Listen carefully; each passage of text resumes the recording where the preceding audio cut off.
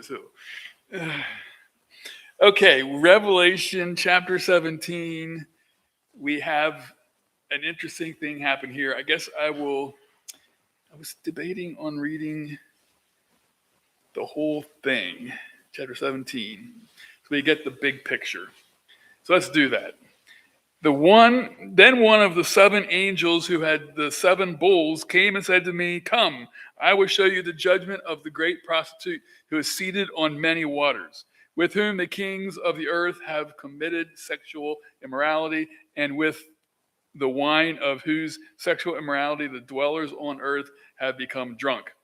And he carried me away in the spirit into a wilderness, and I saw a woman sitting on a scarlet beast that was full of blasphemous names, and it had 7 heads and 10 horns.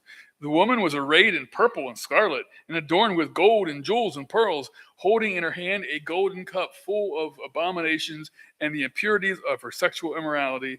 And on her head was written a name of mystery: Babylon the Great, mother of prostitutes and of earth's abominations. And I saw the woman drunk with the blood of the saints, the blood of the martyrs of Jesus. When I saw her, I marveled greatly. But the angel said to me, "Why do you marvel? I will tell you the mystery of the woman and of the beast with 7 heads and 10 horns that carries her. The beast that you saw was and is not and is about to rise from the bottomless pit and go to destruction. And the dwellers on the earth whose names have not been written in the book of life from the foundation of the world will marvel and to see the beast, because it was, and is not, and is to come. This calls for a mind of wisdom. The 7 heads are 7 mountains on which the woman sits. They are also 7 kings, 5 of whom have fallen. One is, the other has not yet come. And when he does come, he must remain only a little while. As for the beast that was and is not, it is an 8th king, but it belongs to the 7, and it goes to destruction." Wow. "And the 10 horns that you saw are 10 kings who have not yet received royal power, but they are to receive authority as kings for 1 hour, together with the beast. They are of one mind, and they hand over their power and authority to the beast. They will make war on the Lamb, and the Lamb will conquer them, for he is Lord of lords and King of kings. And those with him are called and chosen and faithful." And the angel said to me, "The waters that you saw, where the prostitute is seated, are peoples and multitudes and nations and languages. And the 10 horns that you saw, they are the beast. The beast will hate the prostitute. They will make her desolate and naked and devour her flesh and burn her up with fire. For God has put it into their hearts to carry out his purpose by being of one mind and handing over their royal power to the beast until the words of God are fulfilled. And the woman that you saw is the great city that has dominion over the kings of the earth." Easy. Easy stuff there, right?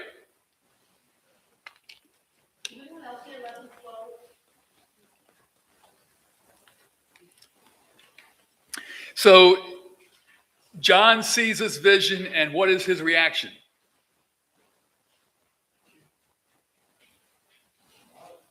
He marvels, he's astonished, right? Why is he astonished?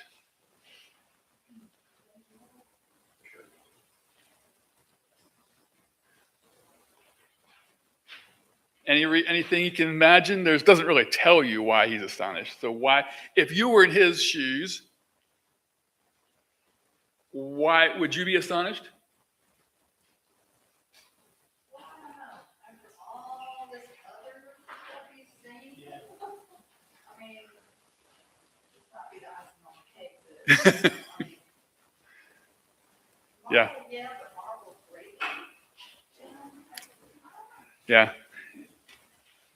So what is the great what do we see in the first few verses there that describes this prostitute? What is she like? What is she doing? She's huge. She's sitting on a beast that's on 7 hills. It's on the waters.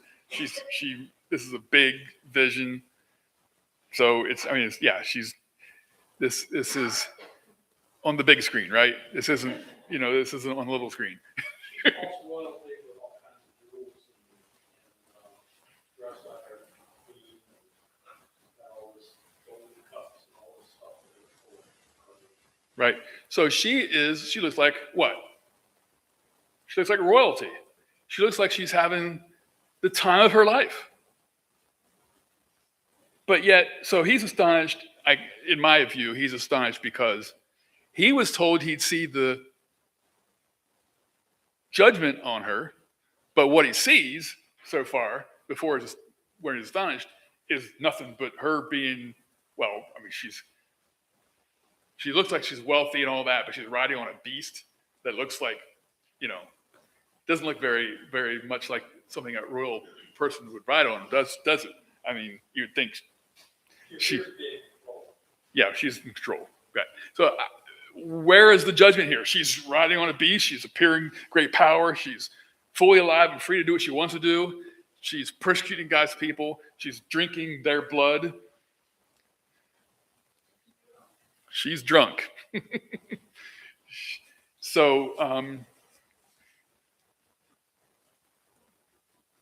just to kind of give context here, in Revelation 11:1, John had been in Jerusalem in the Spirit, where he went to measure the temple, and the temple in Jerusalem had already been destroyed by Rome, but here he's measuring it.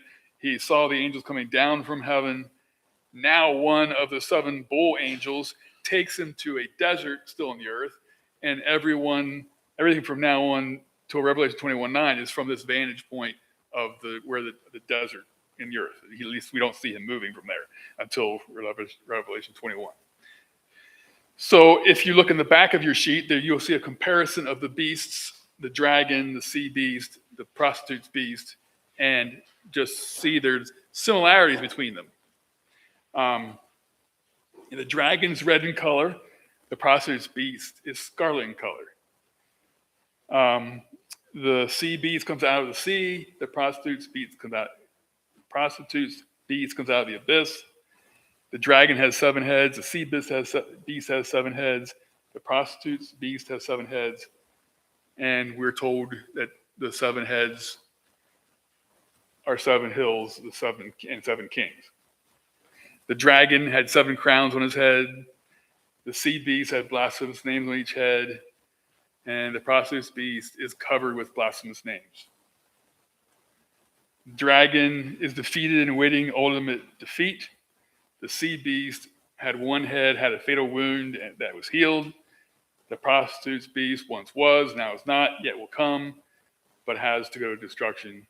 That's the 8th king who belonged to the 7, go to destruction. The 10 horns, the dragon had 10 horns. The sea beast had 10 horns with 10 crowns on his horns. The prostitute's beast has 10 horns. So you see the similarities between all these beasts. 10 kings, and it said we're told of 10 kings who have not yet received the kingdom, but will rule for an hour. We see the dragon was enormous. The tail swept 1/3 of the stars from the sky. Was the ancient serpent, the devil. The sea beast resembled a leopard, feet like a bear, mouth like a lion. Power and authority were delivered from the dragon. Now we have a beast with 10 horns, and he will hate the prostitute and destroy her. So you see some similarities between these beasts.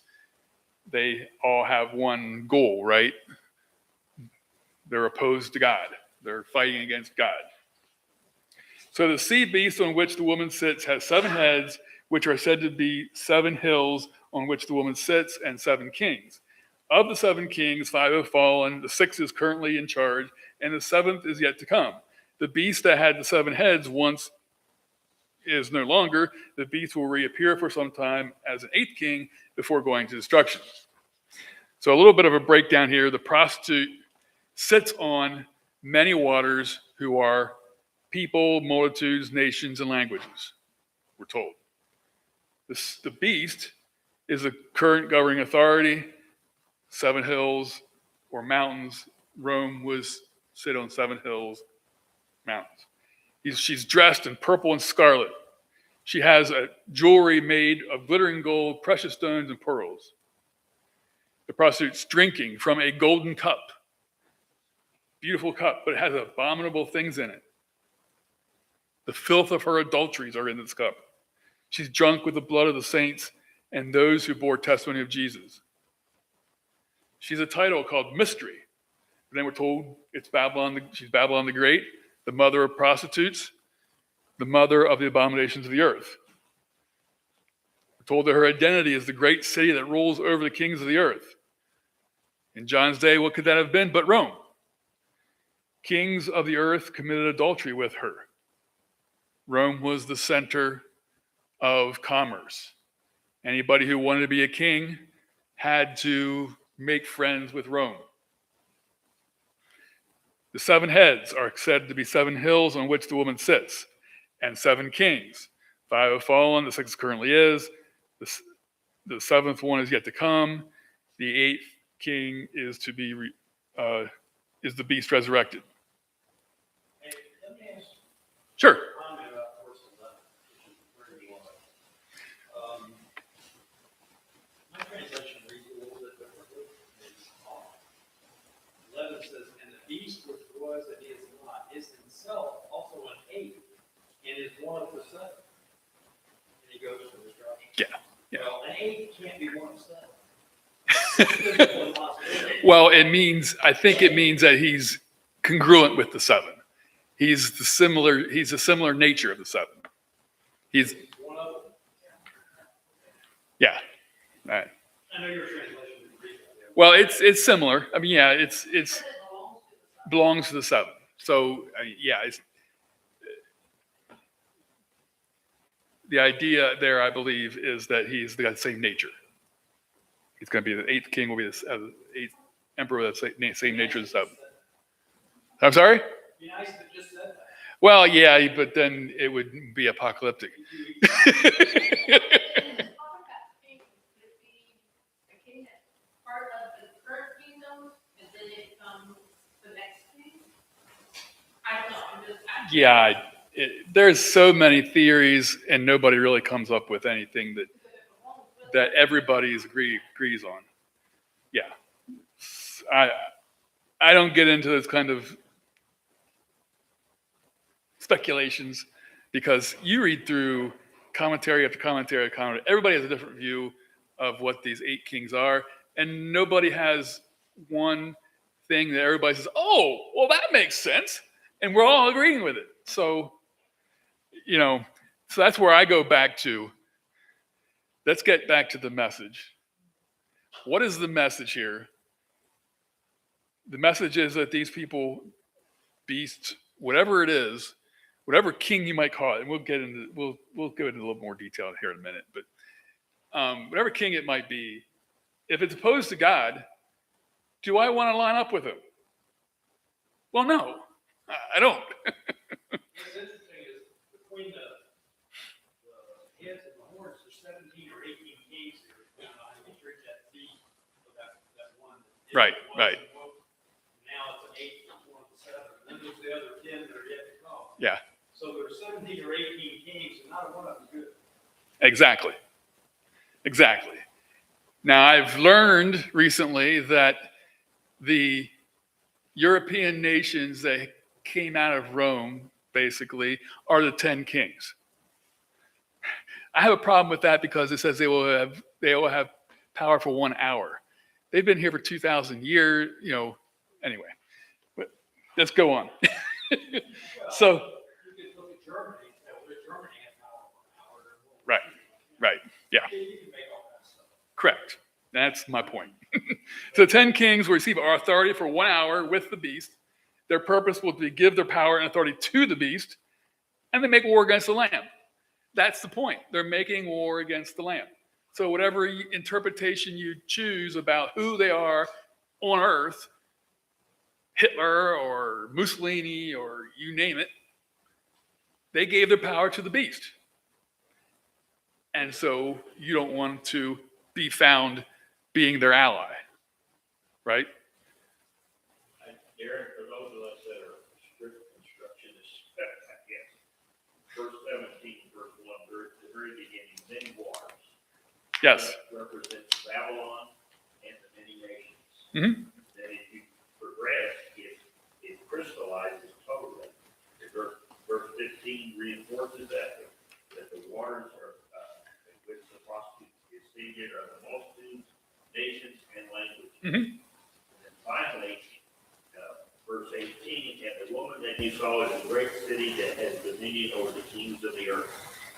So I guess I'm a person that looks at things from the standpoint of the reality, of specifics, versus, I guess it's a finance city. So at John's time, who was the king that ruled over the earth? What was the nation that ruled over the earth? Well, Rome. And Babylon is the code name for Rome. At one time, Babylon was the ruler of the earth. So that's why the term Babylon is used, because at one time they had been the ruler of the earth. At one time, Assyria had been ruling over the earth. They could have used Assyria. At this point, Rome is ruling over the earth. So, But it would have been the nations and peoples of which Babylon and the Roman Empire. right. Had authority over. Correct. It wouldn't go beyond that. Because that's what it's saying. Right.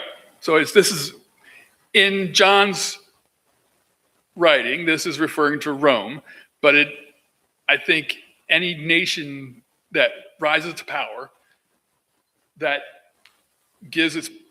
opposes God, we can see them as part of this, because God's going to punish them. God's going to take care of them. That's the point. No matter what nation we live in, what time in history, if they're not following God's ways, if they're opposed to God, God's going to take care of them. God's going to punish them. Okay, so let's get back to John's astonishment. He was told that he would see the punishment of the great prostitute, but he sees her in hedonist ecstasy, so his astonishment arose. She's just living it up. The kings of the earth had committed adultery with her. She is a state that is a center of the financial trade throughout the world. Assyria had been that, and they were basically talked about the same thing way in Isaiah 23. Israel was considered a spiritual prostitute. You read through, especially Ezekiel chapter 16 and Ezekiel 23, God gets into very gory details about how prostitute like Israel was. So read that at your warning. So the prostitute is sitting on a beast. The beast is scarlet in color from what? What do you think that she's scarlet in color from? The blood of the saints. It has blasphemous names on it, so that tells you that what? That its character is to blaspheme God. It has 7 heads and 10 horns, just like the dragon and the sea beast. The prostitute is in league with Satan. She's in league with corrupt government. She's in league with corrupt religion. She's in league with a corrupt financial system. She's rich. She's wearing a beautiful, expensive robe. She's glittering from head to toe in gold, precious stones, and pearls. The source of her wealth, though, comes from what? Corruption. Her allies, they're all corrupt. At the expense of who? The saints, God's people. She's drinking the blood of the martyrs, the saints. So I'd be astonished too. Why would God allow such things to happen? Why does God allow such wickedness to flourish? But we have to remain faithful. That's the point, right? We have to remain faithful to whatever may come. Okay, so what's the angel's explanation? What does the angel say in verses 7 and 8? He says to John, do not be astonished. It is not fitting for a child of God to be astonished at one who was, now is not, and yet will come again. Right? We shouldn't be astonished about that. Why? Because Jesus was, and for a time was not, and is now again. Right? Jesus walked the earth, died, and was not for 3 days, and came back from the dead. Jesus was on earth. He ascended to heaven, and now is not, but will come again. So the beast once persecuted them, but now is not, and will soon be doing so again. He comes out of the bottomless pit. His destiny is destruction. He is a counterfeit Christ and Messiah. He comes out of the abyss, and people are all amazed at him. He was not, and now he's back again. He resurrected. So the world who does not know about Christ, the dwellers of the earth, people whose names are not written in the book of life, when they see this, they're astonished at the beast. So it's not fitting for a Christian to be astonished at the beast because we know it's a counterfeit Christ. He's acting, he's trying to get followers the way God did.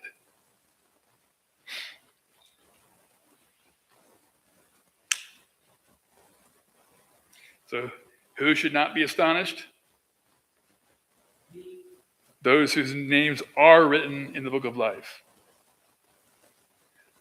We've been adequately forewarned. The people of Rome may have been experiencing temporary reprieve from persecution, but they're warned that it's going to come again. It's going to get worse. Okay. Any comments before we go to verse 9? What are we told in verse 9? What's the call here? For mind of wisdom. We're called to have wisdom. So what is wisdom?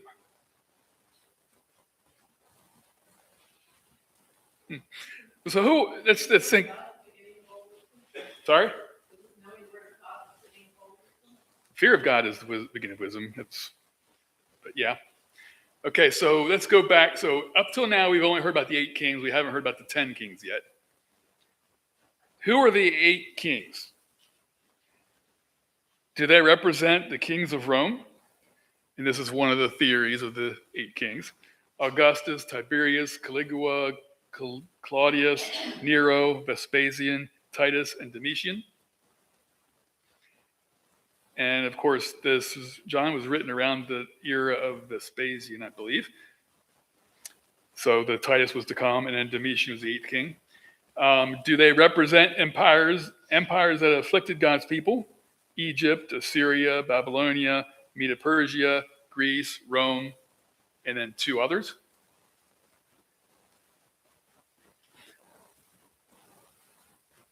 Doesn't matter.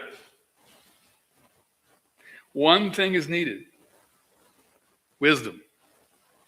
To remain faithful to the God of the universe, who has all things under his control. That's what wisdom is. To remain faithful, to put one's faith and trust in him who created all things and has an amazing plan of salvation. When things don't make any earthly sense, heavenly trust is needed. A lot of this stuff seems to be kind of fast-paced. See this. Wisdom is to slow down. Yeah. Yep. Jesus, not only did he come, not,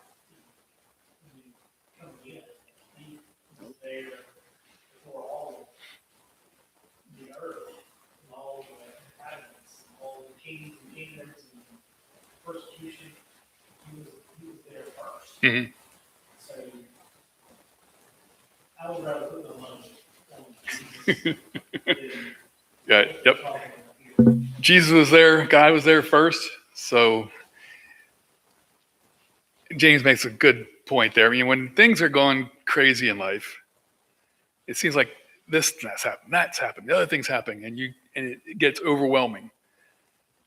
So the call of wisdom is to slow down, step back, and know that God's got it.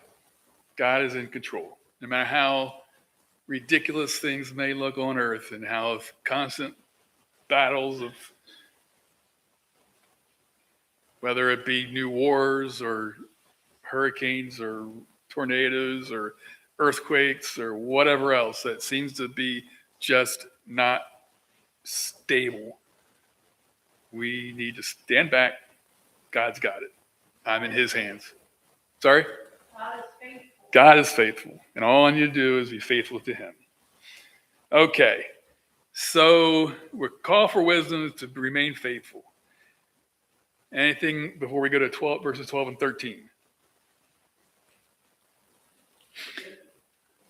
That sentence says, here's the mind which has wisdom. And then it goes on and talks about the seven kids and the mountains and all that. That sentence is just kind of stuck in the middle. It doesn't seem to relate to anything. Mm-hmm.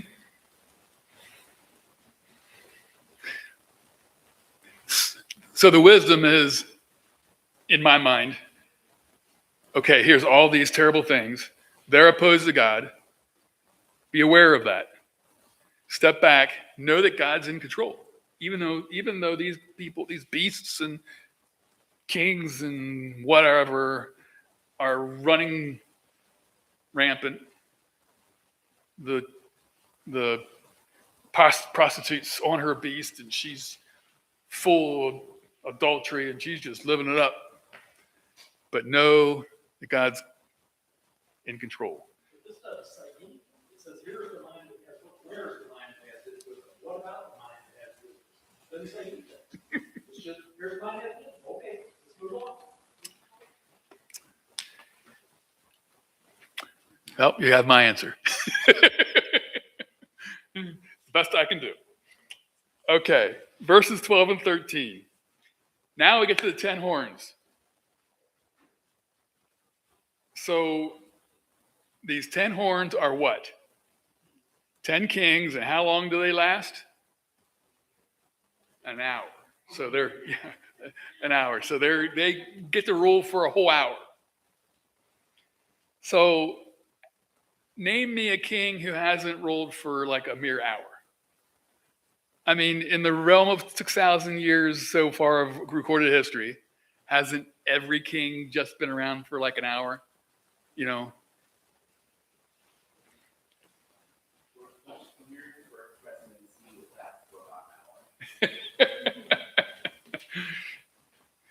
We've seen some leaders this week only be around for a few minutes. Yeah.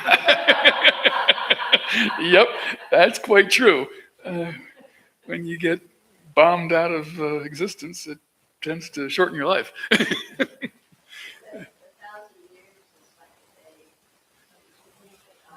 Yep.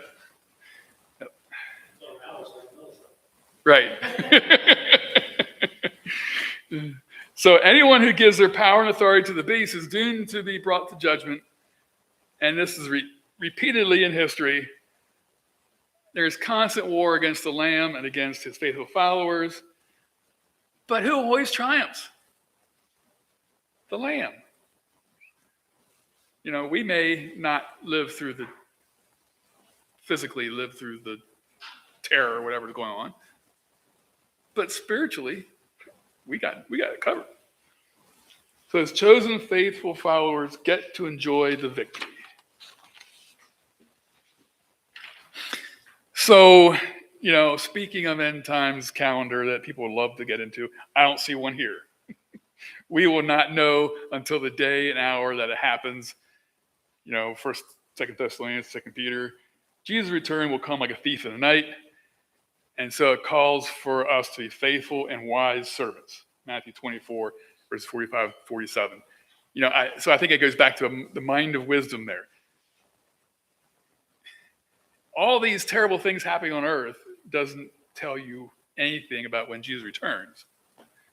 So the mind of wisdom is be faithful, be wise, take care of each other physically and spiritually.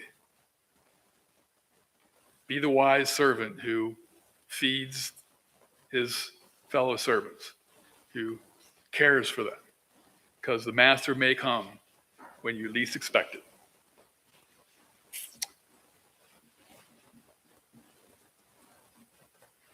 Okay, so get to verse 15.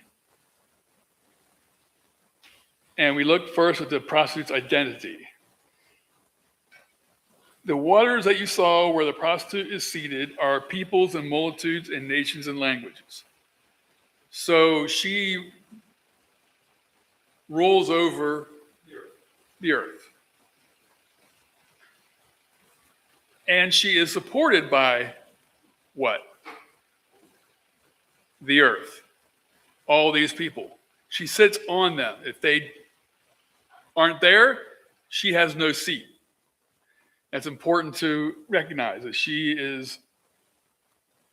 rules over them, yes, but they also support her.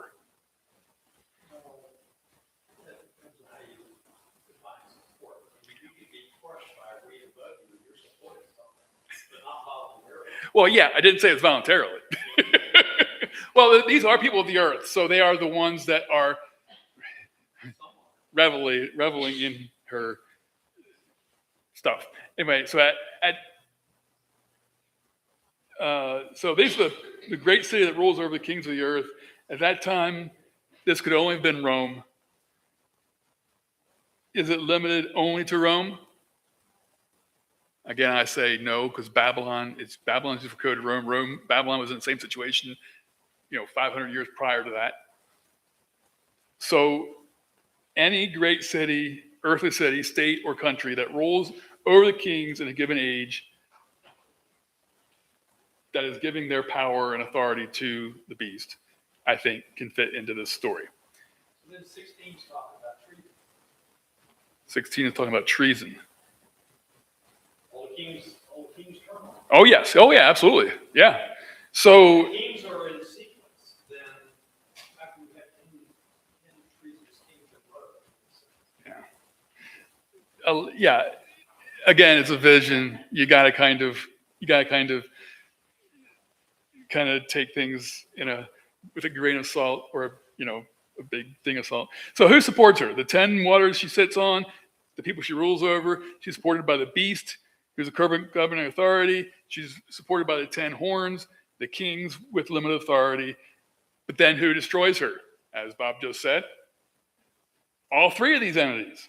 The people that are the waters she sits on, the beast and the 10 horns, they hate her because she rules over them. How?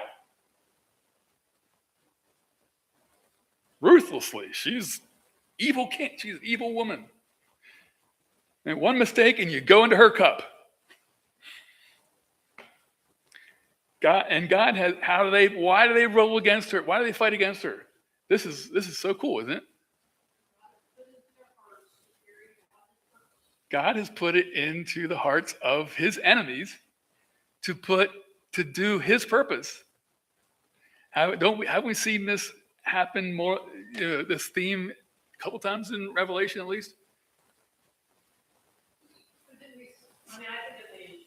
the Israelites when they were in Egypt, and the thin legs, Pharaoh. God kept saying, "I'm going to harden his heart so that he will eventually let you go." Right. So God's purpose was done by doing evil, by doing evil. And we saw, was it last week or 2 weeks ago? I think last week, the one angel dried up the river Euphrates, and the kings of the earth were like, hey, cool. Satan's like, I can now bring my arms over here to fight God's people. But yet that was in God's plan. That was God's will. He got Satan to do his task. So that we see that theme happen. So God has put it in their hearts to do his will. Sorry, Blaine? I was just gonna say that, so the very individuals that rule basically, dismantle or really, destroy the internal fabric of the nation. The people that are ruling end up destroying the fabric of the nation.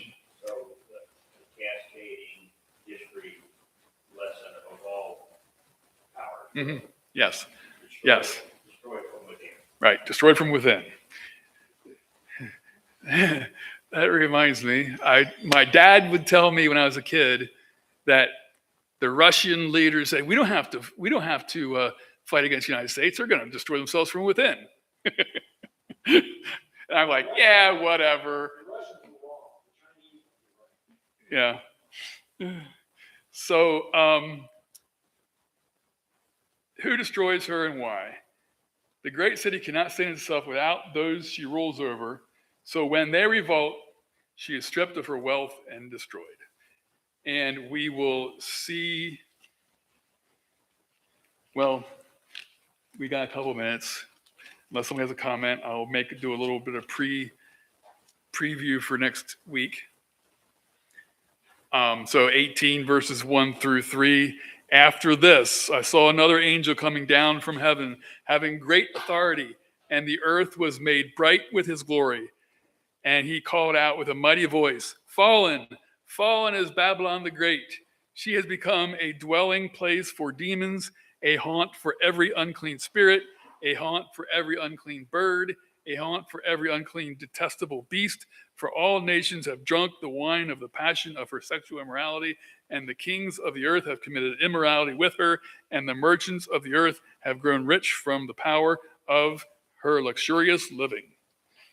So next week, we're going to look at the fall of Babylon and all of the things pertaining to that. It's interesting. You got the fall of Babylon, and then you have the call of God's people, and you've got the collateral damage on Babylon's fall, and then finally the autopsy of Babylon. So that's what we're looking forward to next week, that Babylon has fallen, and we'll see the what, why, and how, and the results of it. I